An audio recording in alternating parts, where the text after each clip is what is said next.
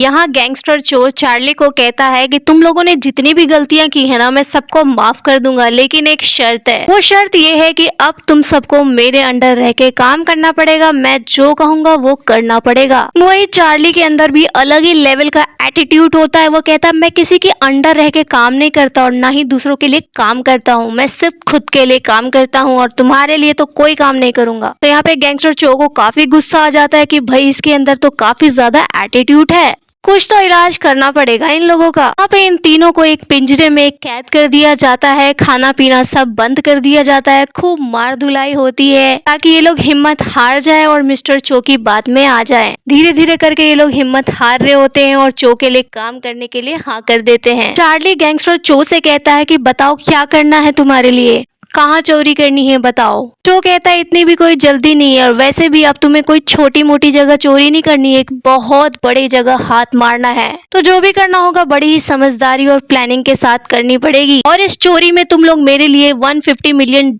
की चोरी करोगे। यह अमाउंट सुन के ही चार्ली शॉक्ड हो जाता है कि इतना बड़ा अमाउंट इसके लिए चुराना है। तो चार्ली यहाँ पे कहता है कि इतने सारे पैसे इस पूरे देश में किसी एक जगह थोड़ी ना इकट्ठा होंगे। जो कहता है कि तुम्हें किसी बैंक में जाके चोरी नहीं करनी है, इस देश में कई सारे ऐसे पॉलिटिशियन हैं जिनके पास ब्लैक मनी है, तो तुम्हें उनके बस उसी पैसे को चुराना है। अगर तुम उन्हें नहीं चुराते हो ना तो वो लोग सारे पैसे समुद्र के रास्ते दूसरे देश में भेज देंगे। तो जो भी करना होगा जल्द करना होगा। जो उन्हें बताता है कब क्या कैसे करना है, उन सब की डिटेल मैं तुम्हें दे दूंगा। अगले दिन चो इन सबको बुलाता है। अगले दिन चो इन सबको इंचियान पोर्ट के कस्टम लेआउट के बारे में बताता है। वो बताता है कि चाइना और नॉर्थ कोरिया से होने वाले सारे एक्सपोर्ट इंपोर्ट यहीं से होता है। यही कारण है कि यहाँ की सिक्योरिटी बहुत ज्यादा टाइट है और इस जगह पे काम करने वाला कस्टम ऑफिसर एक करप्ट इंसान है जो यहाँ की सिर्फ रूलिंग पार्टी के लिए काम करता है। इसके नेताओं के पास जितनी भी ब्लैक मनी है वो उसी पोर्ट के वेयर हाउस में छुपा के रखी गई है, यानी कस्टम के ही किसी कंटेनर में। यहीं पे चो का एक आदमी बताता है कि जिस कंटेनर में पैसे रखे गए हैं ना, उसी के थोड़ी दूरी पे 50 से ज्यादा सैनिक तैनात हैं। यानी हमें जो भी पैसे चुराने हैं ना जल्दी जल्दी चुराने पड़ेंगे और उन सब की नजरों से बच के। गोइंग कहता है कि इतने सारे पैसों का वजन कम से कम 4 टन तो होगा ही और आप हमें कह रहे हैं कि ये पैसे जल्दी चुराने पड़ेंगे। इतने कम समय में इतना सारा पैसे कैसे चुरा सकता है कोई। अब चार्ली यहाँ कहता है कि चलो हम सारे सिस्टम को हैक करके वो सारे पैसे चुरा भी लेते हैं, लेकिन फिर भी हम उस पोर्ट के चेकआउट पॉइंट को तो पार ही नहीं कर पाएंगे। तो मिस्टर चो यहाँ कहता है कि उसकी टेंशन तुम्हें लेने की जरूरत नहीं है, मैं किस लिए बैठा हूँ, वो सब कुछ मैं मैनेज कर लूंगा, तुम बस अपने काम पे ध्यान दो। मिस्टर चो बताता है कि चाइना में मेरी एक लॉटरी छापने वाली कंपनी है जहां से मैं ढेर सारी लॉटरी इंपोर्ट किया करता हूं। तो चोरी के समय हम उन लॉटरी से उस पैसे की अदला बदली कर लेंगे ताकि जब हम बाहर निकले तो सिक्योरिटी को भी हम पे शक नहीं होगा। लेकिन चो जो है इन सब पे इतनी जल्दी भरोसा करने वाला नहीं था, तो इसीलिए वो चार्ली के हैकर को बुलाता है और कहता है कि वैसे भी जब ये चोरी हो जाएगी ना तो मैं इन सबको एक एक करके मार दूंगा, लेकिन अगर तुम अपनी जान बचाना चाहते हो ना तो अच्छा होगा कि तुम चार्ली के वफादार की जगह मेरे वफादार रहो।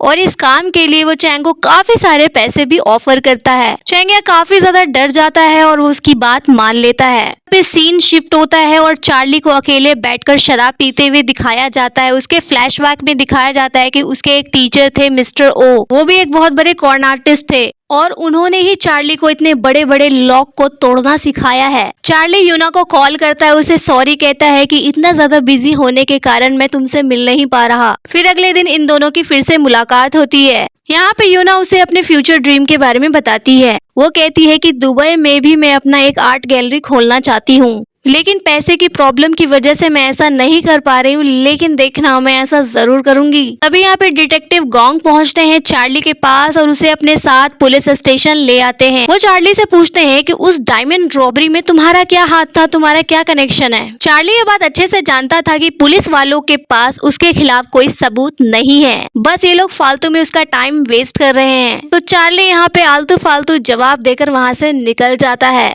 और पुलिस को भी उसे छोड़ना पड़ता है। अगले ही दिन डिटेक्टिव गोंग जो है चार्ली के फ्लैट पे रेड मारने के लिए पहुंच जाते हैं। और चार्ली तो चार्ली है, उसे पहले से ही पता था कि डिटेक्टिव गोंग यहाँ चेकिंग के लिए जरूर आएगा। तो डिटेक्टिव के आने से पहले ही वो अपना सारा सामान समेटकर फरार हो चुका था। पुलिस को छानबीन करते वक्त एक सीक्रेट रूम मिलता है। यहाँ पे गोंग को समझ में आ रहा होता है कि चार्ली कुछ न कुछ करने वाला है, यानी वो इंचियांग पोर्ट के ऊपर शायद चोरी करने की फिराक में है। वहीं चार्ली अपनी टीम के साथ मिलकर चोरी करने के लिए पूरी तरीके से तैयार थी।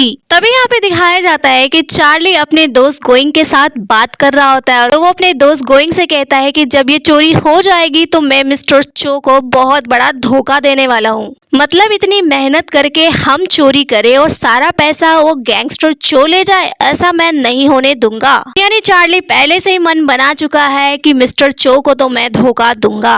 लेकिन इनकी बातें चैंग सुन लेता है और वो चो को जाके बता देता है वो चार्ली जो है ना आपको धोखा देने वाला है, पैसे लेकर वो फरार हो जाएगा। अब ये बात सुनकर मिस्टर चो काफी ज्यादा आग बबूला हो जाता है, लेकिन फिलहाल वो उनके साथ कुछ नहीं करेगा, ज्यादा शो नहीं करेगा कि मुझे ये सब चीजें पता चल गई है, बिल्कुल नॉर्मल बिहेव करेगा। क्योंकि उस कस्टम पोर्ट पे जो कंटेनर रखा हुआ है ना उसे खोलने वाला सिर्फ और सिर्फ चार्ली है। उस कंटेनर के लॉक को खोलने का हुनर सिर्फ चार्ली के पास है, इसलिए उसे चार्ली की जरूरत है। तो यहाँ पे वो इतनी जल्दी चार्ली को मार नहीं सकता। अगले दिन चार्ली यूना से मिलने के लिए जाता है, लेकिन यूना उसे पूरी तरीके से इग्नोर करती है क्योंकि उसे ऐसा लगता है कि चार्ली ना बहुत बड़ा क्रिमिनल है और वो जानबूझकर यूना को अपनी जाल में फंसाना चाहता है। यहाँ पे चार्ली को अपनी पूरी सच्चाई यूना को बतानी पड़ती है और वो कहता है कि जो तुम्हारे पिता मिस्टर ओ है वो मेरे गुरु थे, उन्होंने ही मुझे बड़े से बड़े लॉक को खोलना सिखाया है और उनसे ही मैंने अपनी जिंदगी के बड़े से बड़े लेसन सीखे हैं।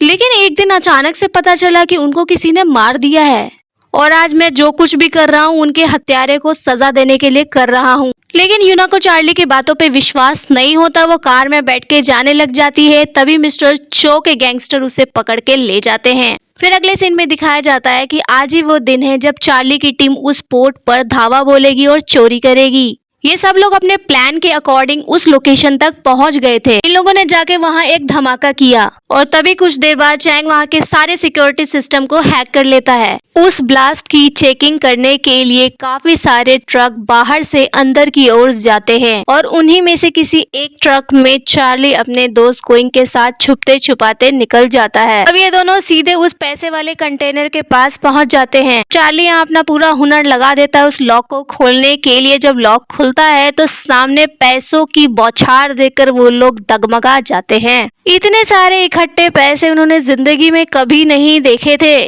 तभी ये लोग पैसों को इकट्ठा कर कर यहाँ से निकलने की फिराक में होते हैं। वहीं दूसरी तरफ डिटेक्टिव गोंग भी उसी जगह पहुंच चुका था और चार्ली तो यहाँ पहले से सोच के रखा था कि वो गैंगस्टर चो को धोखा देगा। तभी वहाँ पे वो अपनी ड्रेस चेंज करता है और कस्टम ऑफिस में पहुंच जाता है। इधर चार्ली का प्लान था कि उस कंटेनर का एड्रेस चेंज करना जिसके अंदर चो के आदमी पैसों को चुरा कर रखने वाले हैं, पर गैंगस्टर चो को तो उसके इरादों का पता पहले ही लग चुका था। वो तुरंत यहाँ पहुंचकर चार्ली को गन के पॉइंट पे ले लेता है और चार्ली को वहां से बाहर लेकर आता है और उसे कहता है कि मुझे तुम्हारी असलियत के बारे में तो पहले ही पता लग चुका था कि तुम जरूर धोखा दोगे मुझे। ये बात भी बहुत अच्छे से जानता हूँ कि तुम पुराने कॉर्न आर्टिस्ट मिस्टर ओ के चेले हो। उसी ने तुम्हें इतने सारे ताले खोलने के राज बताए हैं, वो सारी हुनरबाजी तुम्हें सिखाई है और उसकी मौत का बदला लेने के लिए तुम मुझे धोखा देने जा रहे हो। चार्ली यहाँ पे पूछता है कि पहले ये बताइए कि आपने मेरे गुरुजी को क्यों मारा। गैंगस्टर चो कहता है कि पहले वो मेरे लिए ही काम करता था, लेकिन बाद में न जाने उसे क्या हुआ, बड़ा ही ईमानदार बनने लग गया और वो ये सारे काम छोड़कर जाना चाहता था, तो मैंने उसे मरवा दिया। गैंगस्टर चो यूना का नेकलेस दिखाता है और कहता है कि पहचानते हो उसे, ये भी मेरे पास ही है, इसलिए तुम ठीक वैसा ही करते जाओ जैसा हम कह रहे हैं। अब मैं जो कह रहा हूँ तुम चुपचाप करो, सामने ये कार लेके जाओ ताकि पुलिस तुम्हारे पीछे पड़े, डिस्ट्रैक्ट हो जाए और हम अपना काम पीछे से कर सके। चार्ली ठीक वैसे ही करता है, कार लेकर वो पुलिस के सामने से निकलता है। यहाँ डिटेक्टिव गोंग उसके पीछे चले जाते हैं। चो ने उसकी कार के अंदर एक बॉम्ब भी रखा था, इससे पहले कि पुलिस वाले उसे पकड़ लेते वो बॉम्ब को लेकर समुद्र में कूद जाता है।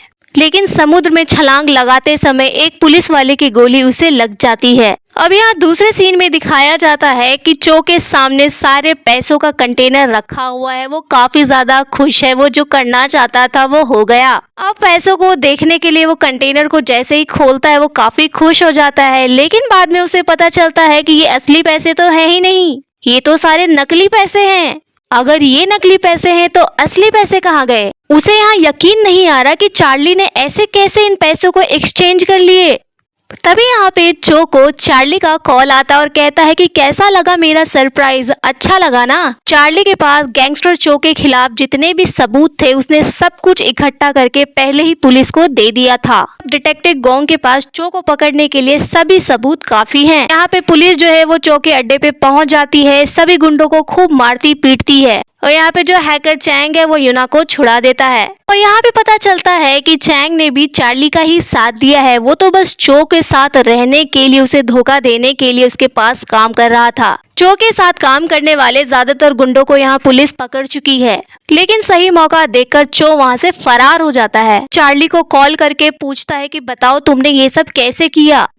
चार्ली बताता है कि पोर्ट पे जब मुझे गोली लगी थी ना तो वो कोई पुलिस वाला नहीं था, मेरा ही आदमी था, और जिन पैसों को तुम नकली समझकर अपने अड्डे पे छोड़ आए हो वो असली पैसे ही हैं, कोई नकली पैसे नहीं है। फर्क बस इतना ही है कि उन पैसों पर मैंने तुम्हारी लॉटरी वाले टिकट चिपका दिए हैं, और रही बात तुम्हारे आदमियों की तो वो तो पुलिस वाले पकड़ के ले गए होंगे और सही मौका देखकर मेरे आदमी वो सारे पैसे लेकर वहाँ से निकल जाएंगे। वहीं दूसरी तरफ दिखाया जाता है कि पैसों से भरा हुआ ट्रक को लेकर फरार हो जाते हैं। रास्ते में दिखाया जाता है कि चो की कार चार्ली की कार से टकरा जाती है, को काफी चोट भी आ जाती है। चार्ली उसे गन पॉइंट पे लेता है और यूना का नेकलेस भी छीन लेता है। चार्ली किसी को जान से नहीं मारना चाहता, इसलिए चो को वहीं छोड़कर चला जाता है। चो काफी ज्यादा सदमे में था क्योंकि उसका बनाया हुआ पूरा साम्राज्य तहस से नहस हो गया।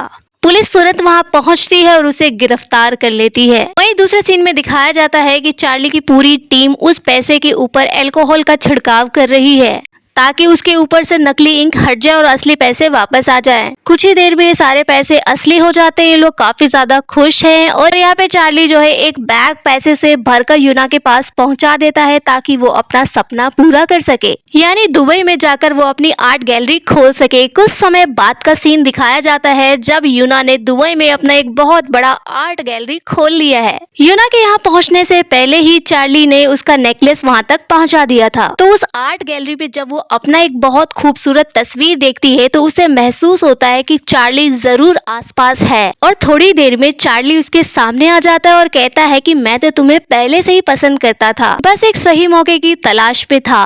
तो यहाँ पे चार्ली यूना को प्रपोज कर देता है और यूना भी पुरानी बातें भुलाकर चार्ली के प्रपोजल को एक्सेप्ट कर लेती है। और दोस्तों इसी के साथ इस कहानी का हैप्पी एंडिंग हो जाता है। यह कहानी आपको कितनी पसंद आई आप हमें कमेंट में जरूर बताइए, और इसी तरह की इंटरेस्टिंग स्टोरीज के लिए हमारे चैनल को लाइक कीजिए, सब्सक्राइब कीजिए। धन्यवाद।